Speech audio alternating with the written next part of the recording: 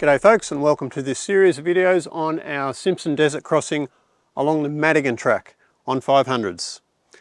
There'll be a couple of videos on the ride itself, getting there, the actual desert crossing, getting home, you know, the things that happen on the way, the little stories. And then there'll be a video at the end which will be a review of the whole thing, more focused on the bike. So the bike, how it performed, the luggage, the gear, all the things that people want to know. Now, some of you may know I have been planning this particular trip for quite a few years. We got knocked out a couple of years earlier on with the pandemic, and last year we actually made it to the start line at Mount Dare, and then we got rained out. So this year, when all the stars aligned for us, it was just a matter of get on the bikes and get it done. There's no pre-trip planning, there's no luggage weigh-ins, it's just me rolling the bike out of the shed and away.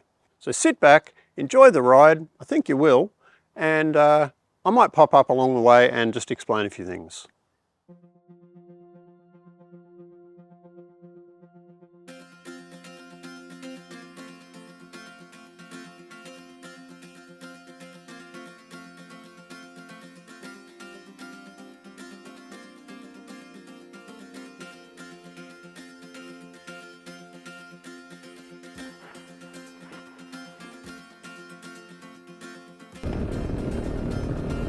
There you go, Richard, straight into the gravel.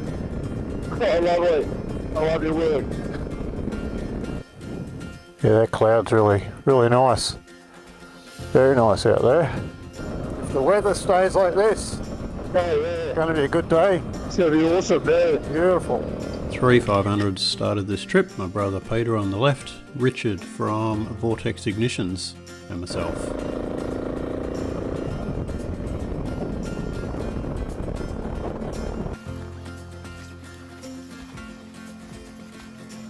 This stuff's great. Oh, nice.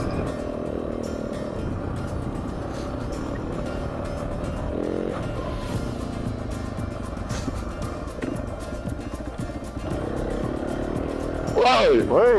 Gee. That was. Did you get that on camera? I did. Bastard. Loose bolt. Missing bolt. Not good. This hasn't been used much. There's no one been on here. We're going the right way, are we? Yeah. Bit more technical.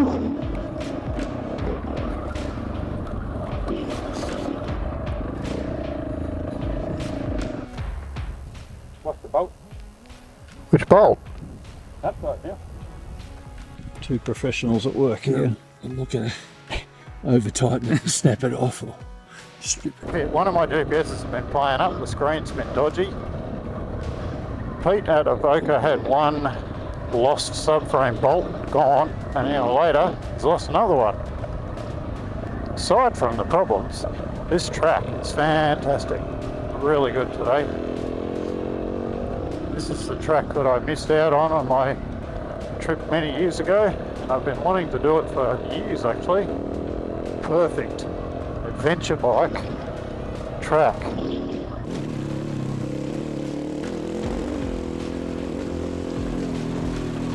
There ain't going to be much sun left by the time we get there.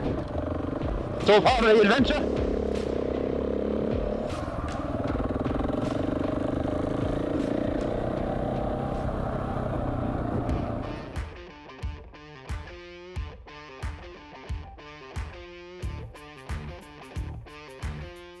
This will be our first little taste of sand, I guess, on the border track. So we sort of left Murrayville, crossed to the SA Victoria border, and we just head up the border track. We had a bit of a wet start this morning. Sand's pretty heavy at the moment. It's been wet. It's just heavy. It's compacted, I guess. It's just hard work. With luggage, it's hard work.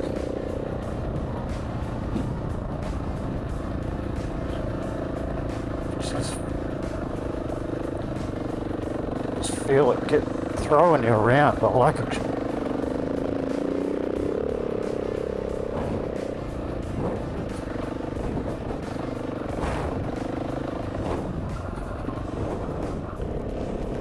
My hands and arms are already hurting, my wrists.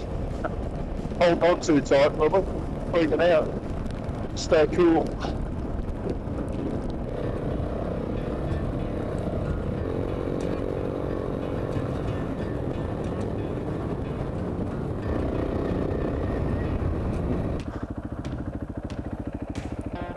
Good stuff. That was good.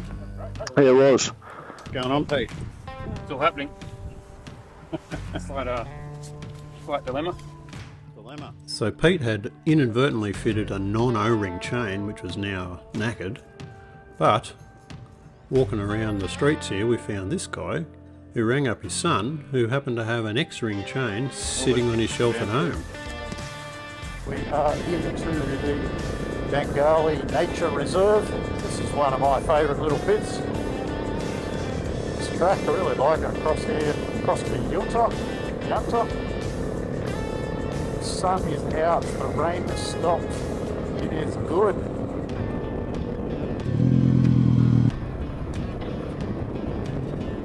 $110 to Yunta.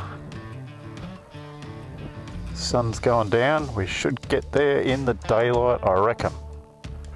Just.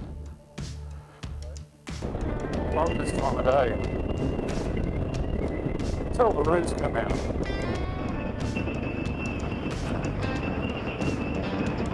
Dumb animals. And we're out of fuel. 44 k's to go. It's out of fuel. There's probably more in the, if I just tipped it over, but do have a litre and a half hidden in here, so that is going in. There we go, 1.5 litres of pure goodness. Let's see how far that gets me. 26 to go. 7 k's to go, and it's died again. So this is a fairly common event now. It's happened enough times that I know what's going on. So there's actually two things going on. One is that this tank traps about 1.5 litres in the right hand side. The fuel pump won't pick up unless you tip the bike over like this. And the other thing that's happening is that I have been getting consistently worse fuel economy than both of the other 500s to this point. I'm getting between 1 to 2 kilometres per litre less than the other two. Come on, bike. There's the light, there's the town. 4 to go. 4 kilometres.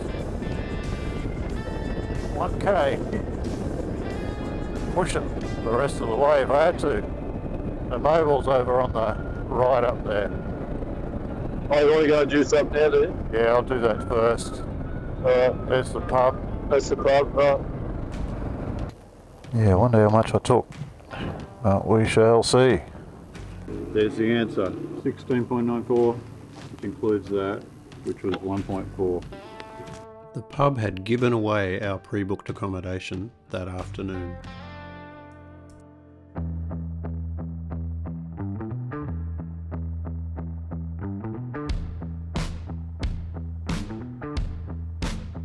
Day 3, gentle throb of the 500. It's warming up in a frosty morning. Don't really know which way we're going to go today. There's been a lot of rain yesterday apparently, and some of those tracks in the Flinders are closed. Don't know. We'll discuss it over breakfast. This is the way we were going. You can see it is forward drive only. Forward drive heavy vehicles.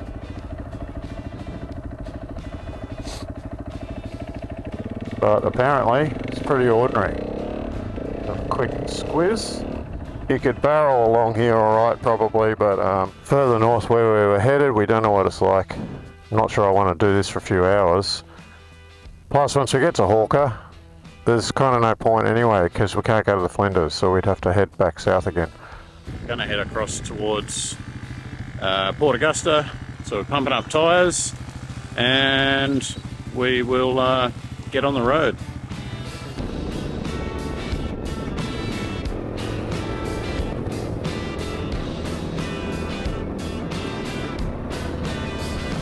Little fellas, it's quite picturesque. Beautiful.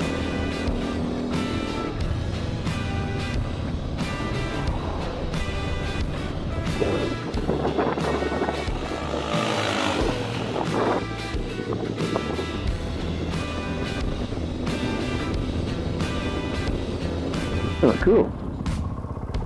Got your photos? Got my photo. Here we are at Mount Ives Station. There is the Royal Flying Doctor Service. Ah, just joking. We're not needing that. We're staying here in these little dongers tonight. We've done about 430 odd or so Ks, and we have just had enough, I suppose, for the day. So we've pulled up here at Mount Ives Station, and we're just gonna chill out for the afternoon. So not entirely sure where we'll end up tomorrow. We'll just wing it in the morning and just see. Anyway, that's it for now. Catch ya. The dust can't be good for that engine. There's a plane in there somewhere.